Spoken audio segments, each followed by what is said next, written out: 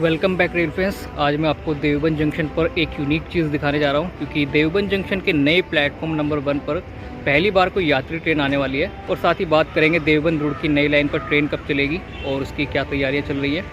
जैसा कि आप सब जानते हैं कि देवबंद जंक्शन पर अब 5 प्लेटफॉर्म्स हैं और पुराना प्लेटफॉर्म नंबर 3 अब प्लेटफॉर्म नंबर 1 बन गया है। और उसी प्लेटफॉर्म नंबर 1 पर आ रही है दिल्ली सहारनपुर मेमू ट्रेन। और ये देवबंद जंक्शन के इतिहास में पहली बार ऐसा हुआ है कि कोई ट्रेन यात्रियों को लेकर उस प्लेटफॉर्म पर आई है जिसका प्लेटफॉर्म आज तक यात्रियों के लिए इस्तेमाल ही नहीं हुआ। और बाईं तरफ प्लेटफॉर्म नंबर 3 से योगा एक्सप्रेस दिल्ली जंक्शन की डायरेक्शन में प्रस्थान कर रही है।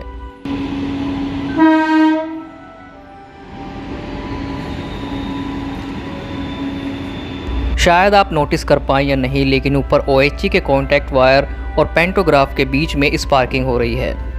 इस ट्रेन को आज देवबंद जंक्शन के प्लेटफॉर्म नंबर 1 पर लगाने का खास कारण ये है कि पीछे से आ रही है नई Delhi Jalandhar city intercity superfast express. वो ट्रेन थोड़ी ही देर में प्लेटफॉर्म नंबर 2 पर आने वाली है और प्लेटफॉर्म नंबर 1 पर इस ट्रेन को खड़ा कर दिया जाएगा। अब बात करते हैं देवबंद रोड की न्यू लाइन प्रोजेक्ट के बारे में। तो दोस्तों, देवबंद रोड की न्यू रेल लाइन का CRS इंस्पेक्शन 29 मार्च 2025 को सफलता से कंप्लीट हो गया था। दोनों डायरेक्शन में लगभग 122 kmph की स्पीड से ट्रायल भी किया गया था, जिसमें सेफ्टी के सभी पैरामीटर्स को CRS टीम ने चेक किया था और सब कुछ फिट फॉर ऑपरेशन पाया गया। अब सवाल ये उठता है कि ट्रेन कब चलेगी। ये सवाल सिर्फ आपका नहीं बल्कि हर एक रेल फैन का है जो इस नए रूट का शुभारंभ होने का इंतज़ार कर रहा है।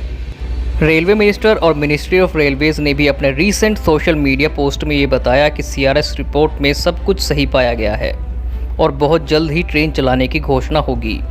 और इस नए रूट से दिल्ली से हरिद्वार और देहरादून जाने में लगभग 40 किलोमीटर की बचत भी होगी। लेकिन किसी नए रेल रूट पर ट्रेन चलाना सिर्फ CRS इंस्पेक्शन से कंप्लीट नहीं होता। इंडियन रेलवेज का एक स्टेप बाय स्टेप प्रोसीजर होता है। CRS के बाद फाइनल रिपोर्ट आती है, जिसमें अगर कोई माइनर ऑब्जर्वेशंस होती हैं तो उनको दूर करना पड़ता है। फिर रेलवे जोन की तरफ से टाइम टेबल बनाया जाता है, किसी रूट पर किस समय पर और कौन सी ट्रेन चलेगी, ये उसमें निर्धारित होता है।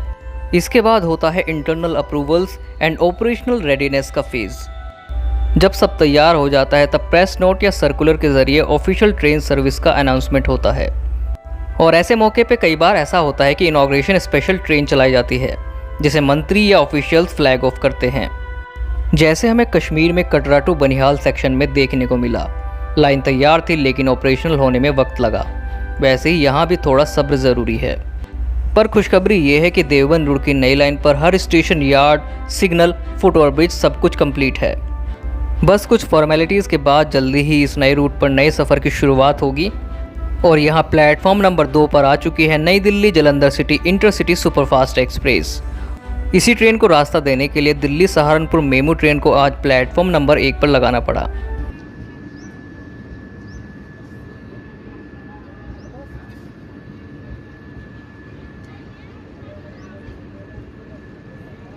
इस प्लेटफॉर्म नंबर 1 पर आज तक सिर्फ डिपार्टमेंटल ट्रेन या फिर कोई लोकोमोटिव ही खड़ा किया जाता था, लेकिन आज ये सवारी गाड़ी यहाँ पर खड़ी है, जिसे देखकर काफ़ी अच्छा लग रहा है।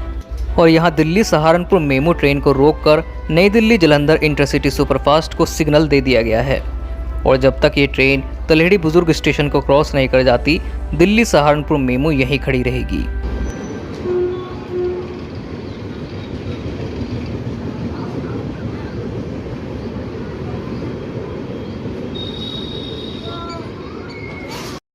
किसी ऑर्डिनरी पैसेंजर ट्रेन को ओवरटेक करने में प्लेटफॉर्म नंबर 1 अब इस्तेमाल होने लगा है।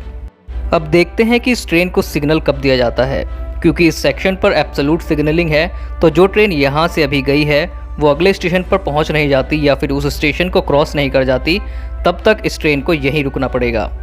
और आज इतिहास में पहली बार कोई यात्री ट्रेन यात्रियों को लेकर इस प्लेटफॉर्म पर आई है। वैसे तो पहले कई बार मेमू ट्रेन के रेक यहाँ खड़े हुए हैं, लेकिन यात्रियों के साथ पहली बार ऐसा हुआ है।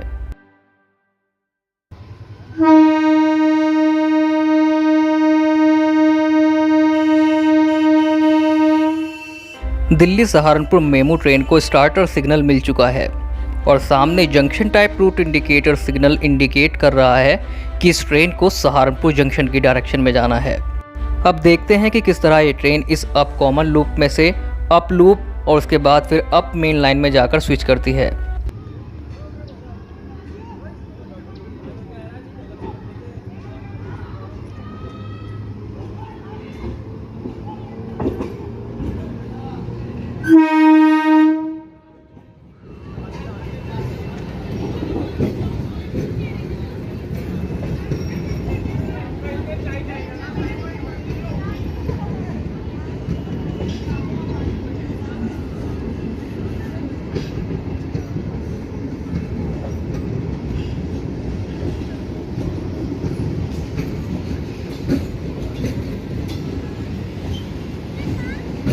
ये ट्रेन बिल्कुल एक सांप की तरह एक लाइन से दूसरी लाइन में स्विच कर रही है।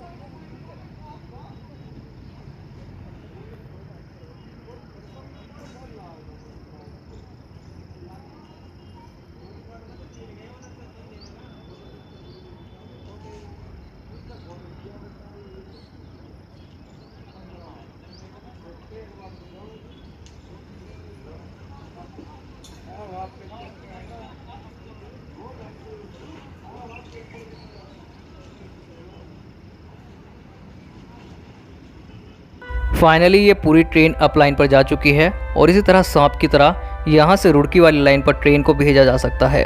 अब देखने वाली बात यह है कि इस नए प्लेटफॉर्म नंबर 4 और 5 का इस्तेमाल यात्री ट्रेन के लिए कब होता है। आई होप आपको ये वीडियो पसंद आया होगा एंड आपको अब समझ में आ चुका होगा कि देवबंद रुड़की नई लाइन पर ट्रेन कब चलेगी, क्योंकि ये प्रोसीजर कभी कभी लंबा हो जाता है। एंड आई होप आप इस वीडियो को ज़्यादा से ज़्यादा शेयर करेंगे और इस वीडियो को लाइक, कमेंट और शेयर करना ना भूलें। और चैनल पर नए हैं तो चैनल को सब्सक्राइब करके बेल आइकन जरूर दबा लें। और मुझसे कांटेक्ट करने के लिए आप मुझे सोशल मीडिया पर फॉलो कर सकते हैं, स्पेशली इंस्टाग्राम पर, और मेरे सभी सोशल मीडिया अकाउंट्स का लिंक वीडियो के डिस्क्रिप्शन में दिया गया है। मिलते हैं अगले वीडियो में।